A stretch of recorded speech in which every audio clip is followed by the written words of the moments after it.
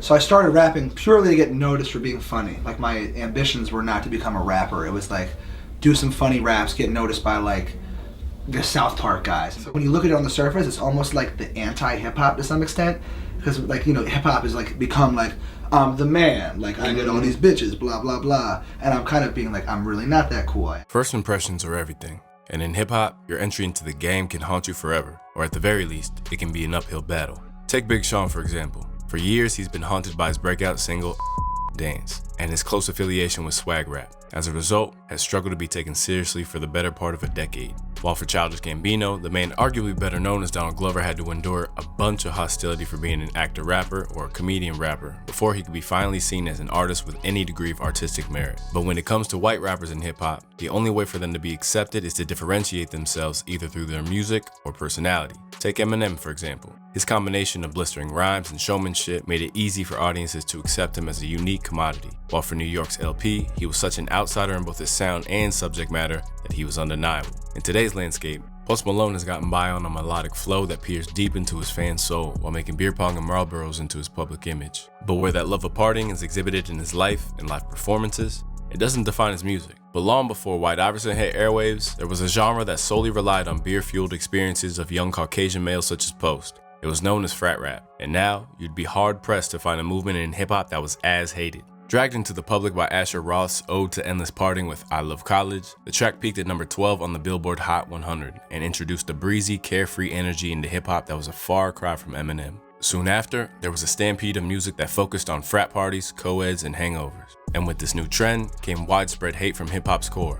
In fact, other rappers felt it represented the sound of privilege in a genre where most sacrificed it all to make it. That is whack, proclaimed MGK. It's like, go take your talents and your education that you have and do something. Don't interfere with my lane and take food off my table. But for all the artists such as Cam Meekins and Huey Mack who were obviously leeching off of hip-hop, it didn't stop it from becoming a lucrative business that captured the hearts and wallets of suburban kids. In Hoodie Allen's case, the University of Pennsylvania graduate's debut album, All American, peaked at number 10, while for Lil Dicky, whose comedic brand of rhyming took off with 2015's Professional Rapper and reached worldwide fame with Freaky Friday, Frat rap proved to be the launchpad towards a TV show. Despite its commercial upside, the genre has become the ultimate slight that you could send a white rapper's way, leading MGK to spit, "Don't think about comparing. Now turn that frat rap off, I get sick of hearing," in G-Eazy's direction during their heated feud. However loathed it may be, one of the most interesting things about the frat rap sound is that very few of those who existed in that space did so on a conscious level. Take Duke University's Mike Stud, now rechristened Mike, for example.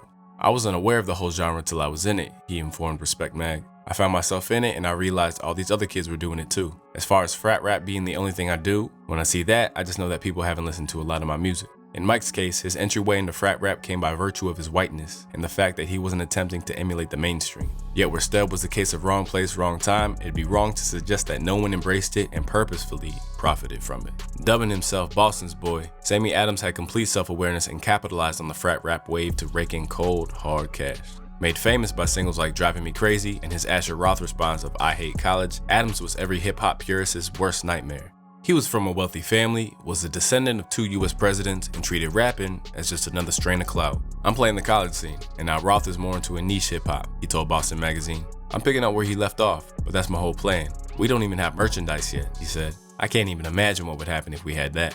In spite of Adams' attitude, it would be wrong to paint every frat rapper with the same brush. A lot of them either began as hip-hop heads that either wanted to convey their true experiences or have blossomed into proper artists in later years. But for many of them, they spent a career struggling to escape the lingering aftertaste that comes from being associated with that scene. Despite his most recent album labeled by Pitchfork as a stubbornly unself-aware bit at feminism, Asher Roth accepted the frat rap stigma for what it is, and realized that due to his starting point, he's always going to be fighting on ill fronts. I totally get it. I have my work cut out for me to introduce a whole spectrum of a human being. I don't feel any type of way. I think it can be frustrating when you're trying to convey different things. The I Love College record was not just like a successful song, but it was a character. Where he'd initially gotten big enough to merit a diss from Eminem, Roth has found himself in a uniquely frustrating position, where each time his music improved on tapes like Paps and Jazz, his audience seemed to shrink rather than grow.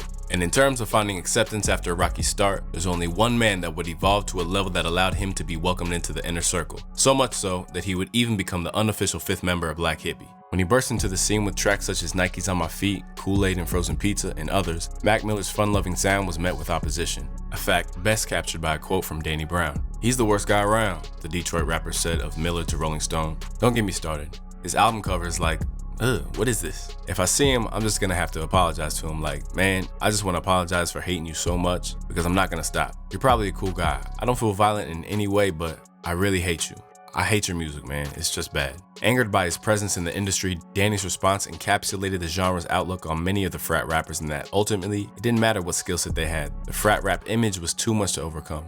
After telling Complex that many of the reviews of his debut album, Blue Slide Park, were more on me as a person, Mac continued to push against a frat rap tag that he'd always rejected. "As far as frat rap, I just don't think that's really me," Miller told the Boston Herald. "I've been categorized in the frat rap thing strictly because I'm white. I'm trying to get something together with my career where I have a genre of my own, in my own category." Sure enough, Mac would make an unparalleled leap between the carefree antics of Blue Slide Park through Macadelic and onto his sophomore album, Watching Movies with the Sound Off. Fleshed out by features in a way that his debut album wasn't, the list of collaborators made it clear that this massive shift in approach would allow hip-hop not to only become less hostile towards Miller, but saw rappers such as Schoolboy Q, Tyler the Creator, and Ab-Soul actively embrace him.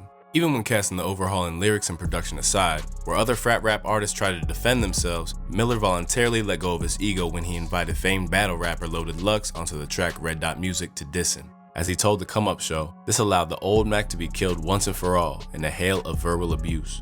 Like, I know that I'm like, have been one of those people that isn't really taking whatever, like, so, I was like, you know what, dude, I'm just gonna have this dude come in and just completely, like, on me on my own album. I texted him, like, dude, just ether me, like, go in, like, dude, don't hold back. It was also, like, kind of the idea of, like, you know, it's like me making this album and people just kind of writing it off, like, I don't give a about this album, it's Mac Miller. Like, I thought it was perfect. Fresh from being called out for everything that made him a laughingstock in hip-hop, Mac was given room to organically shift his focus. And by 2014, the introspection and exploration of the darkness that would define much of his sound began to come to the fore. Although he still had a lot of skepticism to push through, he would succeed in overcoming those who wanted to confine him to the frat rap box, long before releasing Swimming. I mean, I'm trying to be iconic. Like, I'm trying to become one of the greatest of all time. And I'm not saying I am one of the greatest of all time. I'm saying I'm trying to get better and become one of the greatest of all time. I think I'm capable of becoming that. I think I have the dedication and work ethic and willpower to do it. All I need is the time. Sadly, Mac wouldn't get as much time as we'd all have loved for him to have. But long before he passed away in 2018, he had already proven himself to be the exception that proves the rule when it came to the frat rap genre. For most of the MCs that arrived on this beer-soaked platform, their commitment to conveying their own experience didn't lead to praise for keeping it real, but saw them as outcasted for bringing a sound that no real hip-hop head was looking for. While for Mac Miller, he proved that when you accept the criticism and humbly pay your dues, even ties to hip-hop's most hated subgenre isn't enough to hold an iconic artist back.